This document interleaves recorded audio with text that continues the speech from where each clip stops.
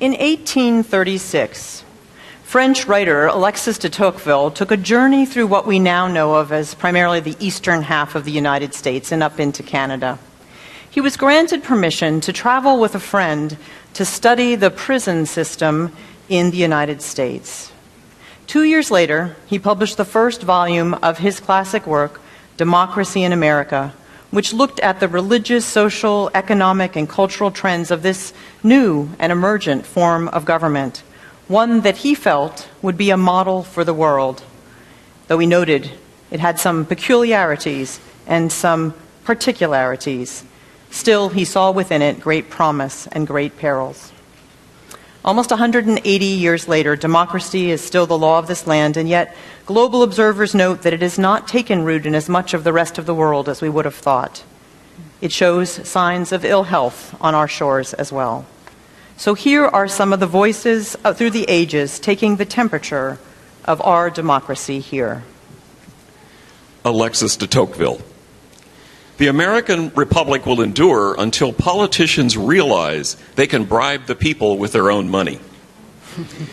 I am of the opinion, on the whole, that the manufacturing aristocracy, which is growing up under our eyes, is one of the harshest that ever existed in the world. The friends of democracy should keep their eyes anxiously fixed in this direction. For if ever a permanent inequality of conditions and aristocracy again penetrates into the world, it may be predicted that this is the gate by which they will enter. Benjamin Barber, author of the 2007 book Consumed. Democracy means pluralism. If everything's religion, we rightly distrust it. If everything's politics, even in good politics, we rightly distrust it. But when everything's marketing and everything's retail and everything's shopping, we somehow think that enhances our freedom. Well, it doesn't. Capitalism has put democracy in trouble because capitalism has tried to persuade us that being a private consumer is enough, that a citizen is nothing more than a consumer. Alexis de Tocqueville. I know of no other country where love of money has such a grip on men's hearts, or where stronger scorn is expressed for the theory of permanent equality of property.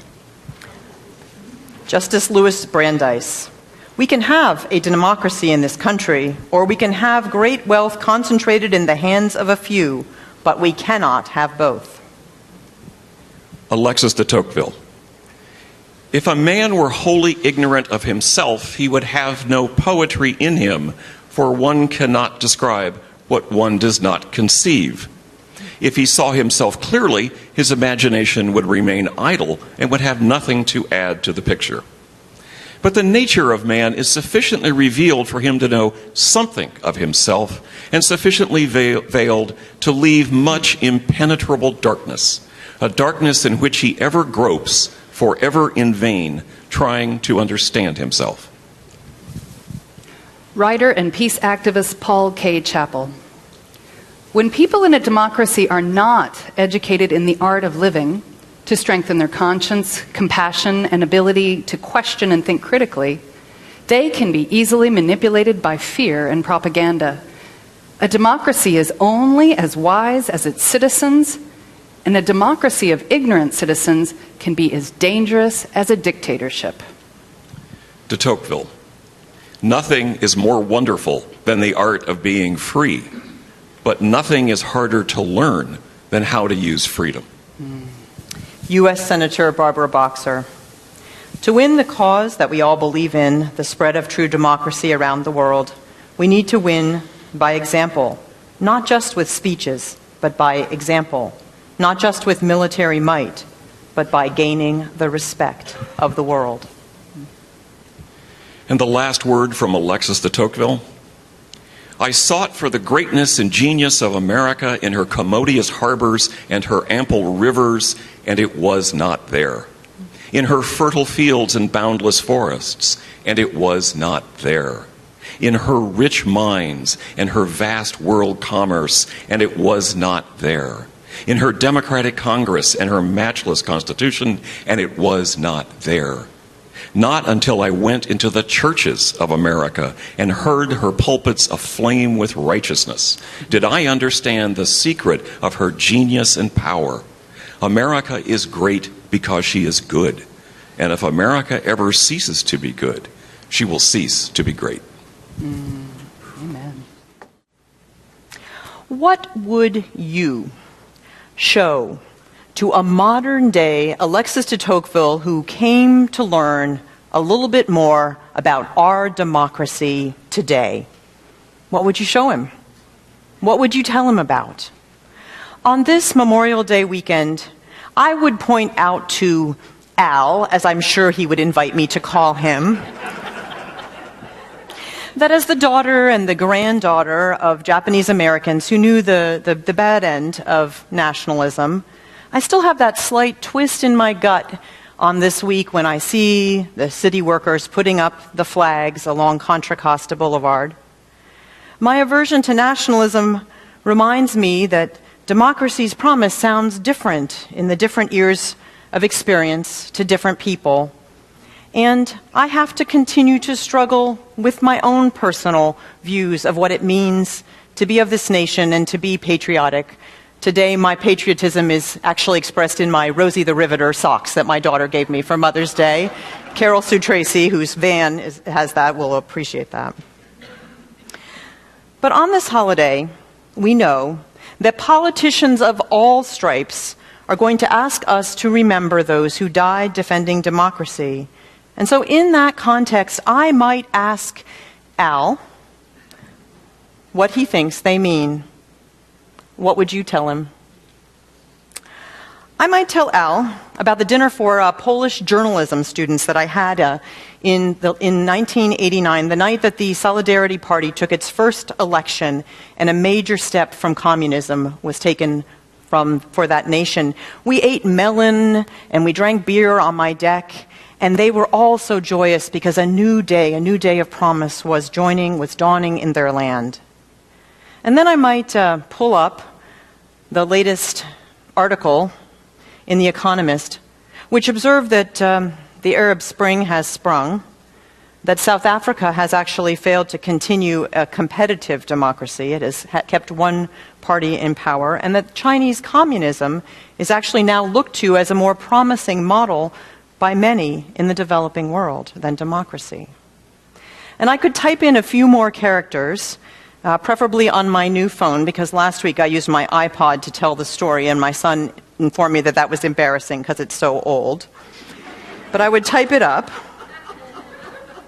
and I would show Al that since 1995, our exports of crude oil and petroleum products, which we say are scarce, have skyrocketed, but our exportation of democracy, which we claim to have in abundance, have actually floundered.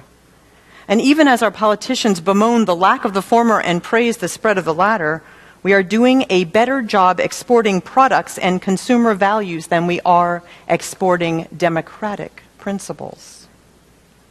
Yes, Al would say, with the kind of guest politeness that you would expect from a foreign visitor. And what about democracy in America? Trained observer that he is, he would understand when I explain about the quintessential roots of democracy and how they're wrapped up in the heritages of different peoples of this land and the relationships among strangers and across difference. For the seeds of what we call democracy were actually rooted here before the European settlers arrived. And ethicist Sharon Welsh reminds us that Thomas Jefferson and Benjamin Franklin, who were interested, in fact, in the ideas of exiled English Unitarian Joseph Priestley, were also seeking less coercive methods of governance, and they found them in the practices of the Iroquois nation, which lived in what we now know of as our mid-Atlantic region. In particular, what they found was the great law of the Haudenosaunee, or the League of Six, which said that the decisions could be made only after careful and long deliberation, and that if a decision was made and one nation in the League chose not to abide by that decision, its people could still only act in ways that did not harm the other people of the nations. And because I work in a church, Al might not be surprised when I point out that these odd new practices, adapting new forms of governance in the colonies, also became the governance of new and independent religious bodies called congregations in this world. And Al, like his predecessor Alexis, probably would notice that we have, well, some issues around race, which Alexis noted in great detail, and that these issues are often front and center on a holiday such as this, Memorial Day. Political scientist Ron Takaki, who died just a few years ago, describes it this way: our commitment to the nation's founding principles was tested over and over again, particularly for minorities who had to ask themselves in conflict after conflict, should they fight for a democracy that did not include them? He points out that young Americans, regardless of racial and ethnic background, still chose time and time again to defend democracy. And he cites a letter which was found on the body of a Jewish soldier after he was killed on the battlefield. And in this letter, the young man explains why he was fighting for his country, America. He says this: "Mom, I wanted you to know that I asked for a combat assignment. I did so for several reasons. One is that I had certain ideals within my own mind for which I have always argued verbally, and I didn't feel right to sit safe far behind the lines while men were risking their lives for these principles. I felt that I must also be willing to risk my life in the fight for freedom. Another reason, though, is because I am Jewish. I felt again it wasn't right for me to be safe behind the lines in this world war while others were risking their lives, with one of their goals the principle of no race prejudice. I knew this meant fighting for me and my family, because if Hitler won, my family, you and Raleigh and Pop, would certainly suffer more than the families of other soldiers who died in that fight. I felt I must risk my life on that point so that I could earn the right of my family to live in peace and free from race prejudice." Now, democracy, Albert Camus says, is not the law of the majority, but the protection of the minority. And he would also understand that we honor today also those who fought and those who chose not to for their own reasons and principles, also deeply discerned. And though it complicates things, I could also share with Al, our visitor, the viewpoint of Native American activist and scholar Vine Deloria, who points out that instead of figuring out how they could share very limited, increasingly limited lands on the country where they were born, settlers came here to seize more lands that they perceived to be open from others. This is what Deloria says. He says, "Their allegiance is to democracy as a powerful idea, but it has no relationship to the earth upon which we walk, or the plants or the animals which give us sustenance." And I would feel a little more than awkward if Al, like his predecessor Alexis, came actually to study our prison system. It would be very hard to avoid shame, while Al tries to wrap his head around the idea that we have now for-profit prisons, an industry, and sheriffs turning profits by housing undocumented people around our nation. And what could he conclude from the 5.3 million Americans, 1 in 40 adults, who, according to the Sentencing Project, were unable to vote due to felony convictions in the 2008 election? And note, that's 1.4 million African American men and 2.1 million ex-offenders who had completed their sentence by the time of the elections. In this increasingly fragmented political environment, the monolithic power is the economic power of the few, and we think about the words that deToqueville said about the connection between money and power and democracy. So if Al were to take a tour of the nation, maybe taking advantage of Southwest Airlines fares or something, he might come back with a few questions about why our towns and cities are ringed, many of them, not all of them, but with shopping malls and big box stores, while those same cities and towns in their middle are as empty as donut holes. And he might wonder how education could be so little prized and supported when it is, in fact, so critical to democracy. He might have a few questions to ask of us on his return. And at some point, he might ask me, what does this have to do with Sunday morning anyway? And I would tell him that even beyond the ways that we experiment with democracy within our tradition, and it's very strong in the Unitarian and Universalist tradition, one of our 7th principles, in fact, consideration of democracy is a religious matter. As Alexis de Tocqueville observed, democracy depends on people bringing their good and strong values into its frame. And though de Tocqueville was himself a skeptic who made many disclaimers about God and his belief in God, he was clear that the religious impulse was an important part of the democratic process, that democracy has its roots intertwined with the roots of religion, just as the great law of the Haudenosaunee did. It was intertwined with those values, which honored relationship and the relationship with the natural world. Now, Sharon Welsh, who I've already mentioned, is an articulate and avid atheist.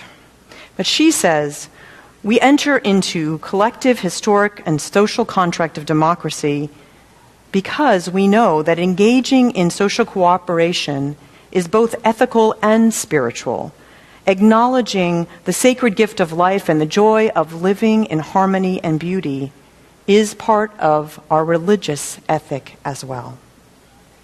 She says to do this, it requires close attention, like the mindfulness practice we were talking about in our meditation, noticing the world around us, our effects on the world, and what the world tells us about what she calls patterns of reciprocity and vitality. And she goes on to say, we experience our human rights and our individual responsibilities and opportunities as embedded in a collection of social and natural matrices, part of nature and within history. And in this collectivity, we find creativity, equally expressed through our autonomy and our responsibility to one another. Walter Cronkite pointed out before his death that it was a time of crisis for the world and for democracy, and that this required the collective thinking of the world's great religious traditions. Never before, probably, has the need for interfaith commitment been as great as it is in this very moment, he concluded. So what about you? What would you say to Al? What would you show him? What would you share about your hopes, your fears for our democracy? And how would you say that those hopes or fears are related to your deepest beliefs? We are facing a decision point in our nation, choosing between what one observer called benevolent interdependence or malevolent interdependence. And feminist political philosopher Iris Marion Young says that we live in a paradoxical historical moment where nearly everyone says they favor democracy, but apparently few believe that democratic governance can do anything. Democratic process, in fact, seems to be paralyzing our policymaking, she says, rather than affecting change. Al might ask us these questions. How can your democracy thrive when so many people choose not to vote, as Bob's call to worship pointed out? How can you protect the rights of minorities in a majority-rule democracy?